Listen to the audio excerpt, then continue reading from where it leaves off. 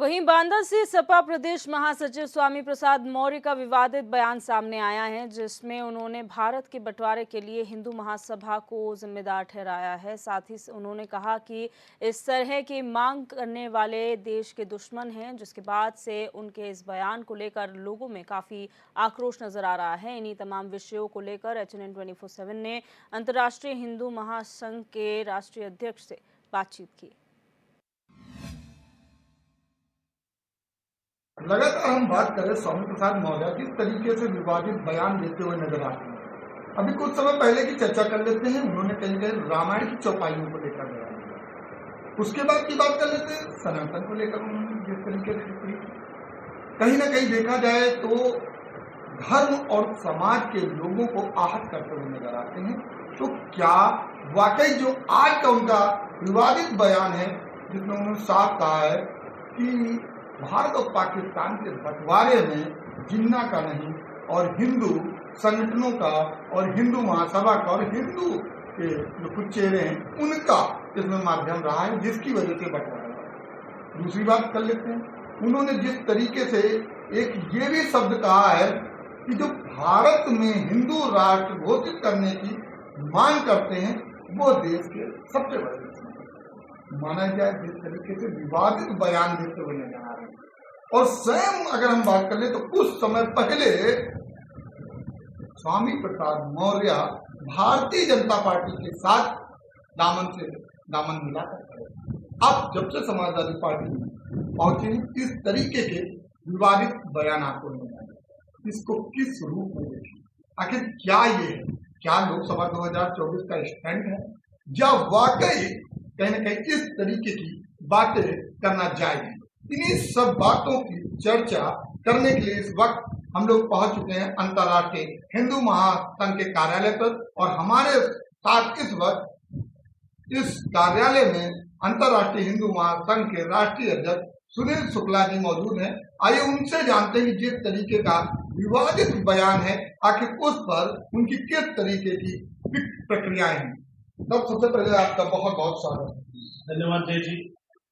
और अच्छा विषय है, क्योंकि ये स्वामी प्रसाद मौर्य, जिसको मैं पहले भी कह चुका हूं कि ये पागल हो चुका है। और ये लगातार जिस तरीके से इसने रामचरितमानस के ऊपर टिप्पणी की, ब्राह्मण समाज पर टिप्पणी की, हिंदू समाज पर टिप्पणी की, और आज इसने एक जो नया विवादित बयान दिया कि भारत के जो बंटवारा हुआ उसमें हिंदू महासभा और हिंदुओं का रोल रहा, बेहद शर्मनाक है। और एक विवादित बयान इसने और भी दिया कि जो भारत को हिंदू राष्ट्र बनाने की मांग करते हैं वो देश के सबसे बड़े द्रोही हैं। तो अब विषय इतना गंभीर है कि इस पे टिप्पणी की जाए तो कैसे की जाए, क्योंकि ये पागल हो चुका है। और मेरा जहां तक अनुभव है कि अगर कोई कुत्ता पागल हो जाए तो उसको गोली मार देनी चाहिए।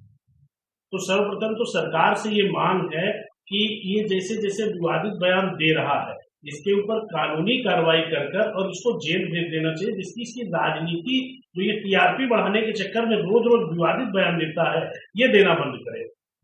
लेकिन सरकार पता नहीं क्या कर रही है। ये कहीं न कहीं एक हिंदू समाज के लिए भी अपमानजनक विषय है, जो लगातार ये रामचरितमानस पर हिंदू समाज पर टिप्पणी कर रहा है।